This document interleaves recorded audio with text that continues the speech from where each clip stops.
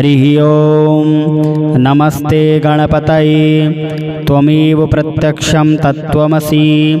त्वमेव केवलं कर्तासि त्वमेव केवलं धर्तासि त्वमेव केवलं हर्तासि त्वमेव सर्वं खल्विदं ब्रह्मासि त्वं साक्षादात्मासि नित्यं ऋतं वच्मि सत्यं वच्मि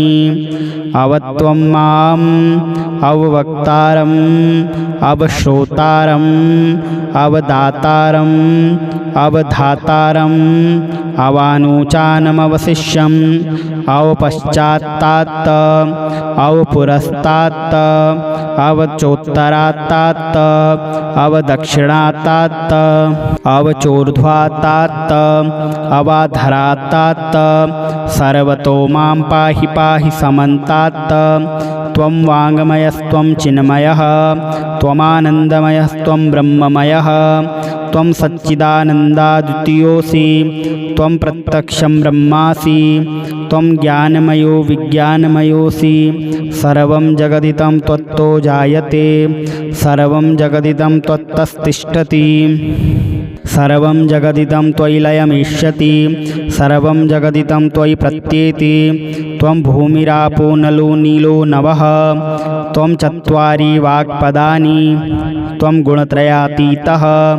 त्वं कालत्रयातीतः त्वं देहत्रयातीतः त्वं मूलाधारस्थितोऽसि नित्यं त्वं शक्तित्रयात्मकः त्वां योगिनो ध्यायन्ति नित्यं त्वं ब्रह्मास्त्वं विष्णुस्त्वं रुद्रस्त्वम् इन्द्रस्त्वम् अग्निस्त्वं वायुस्त्वं सूर्यस्त्वं चन्द्रमास्त्वं ब्रह्मभूर्भुवस्वरोम गणादिं पूर्वमुच्चार्य वर्णादिं तदन्तरम् अनुस्वारः परतरः अर्धेन्दुलसितं तारेण रुद्धम् एतत्तौमनुस्वरूपं गकारः पूर्वरूपम् अकारो मध्यमरूपम् अनुस्वारश्चान्त्यरूपं बिन्दुरुत्तररूपं नादः सन्धानं संहिता सन्धिः सैषा गणेशविद्या गणकऋषिः निश्चितगायत्री छन्दः श्रीमहागणपतिदेवता ॐ गङ्गणपतये नमः ॐ एकदन्ताय विद्महे वक्रतुण्डाय धीमहि तन्नो दन्ते प्रचोदयात् एकदन्तं चतुर्हस्तं पाशमङ्कुशधारिणम् अभयं वरदं हस्तैर्बिभ्राणं मूषकध्वजं